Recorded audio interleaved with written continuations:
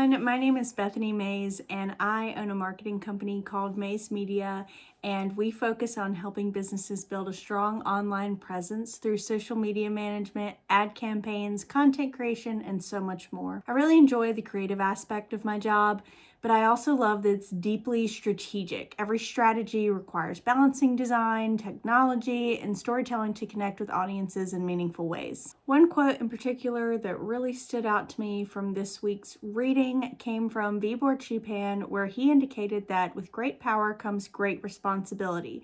Data visualization impacts our views and choices, so it's crucial to make sure visuals are truthful, precise, and ethical. I think that is really an important reminder because visuals aren't just decoration.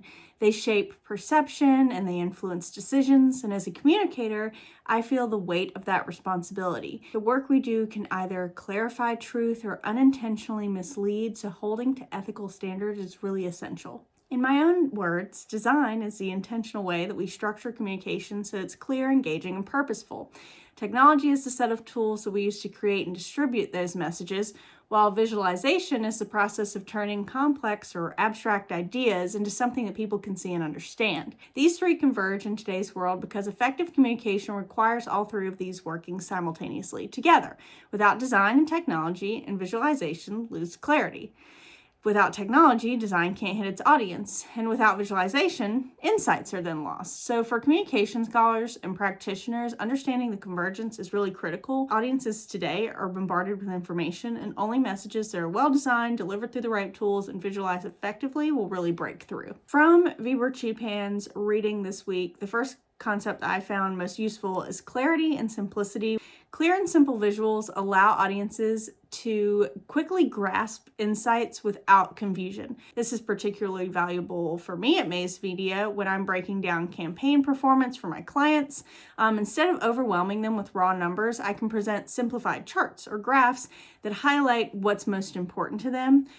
This ensures my clients aren't distracted by the clutter, but instead walk away with a clear understanding of their results and how they're getting that return on investment. The second concept that I saw from Vibor Chupan that was relatable to my work was fairness and objectivity. This principle is about avoiding bias and being transparent about limitations in data. I think it's critical in marketing because it can be tempting to present numbers in the most favorable light. However, my clients trust that I am committed to being objective, even if the numbers show that there are areas we need to improve on. This builds long-term credibility and ensures I'm not just selling a story, but helping businesses make informed decisions about their marketing strategies. The third concept that was most relatable to my line of work also, again, came from Vibor Chupan, from the Strategies for Ethical Data Visualization, which the text explained that through practical steps like questioning data sources and choosing the right visualization type, balancing aesthetics and function and ensuring accessibility is possible.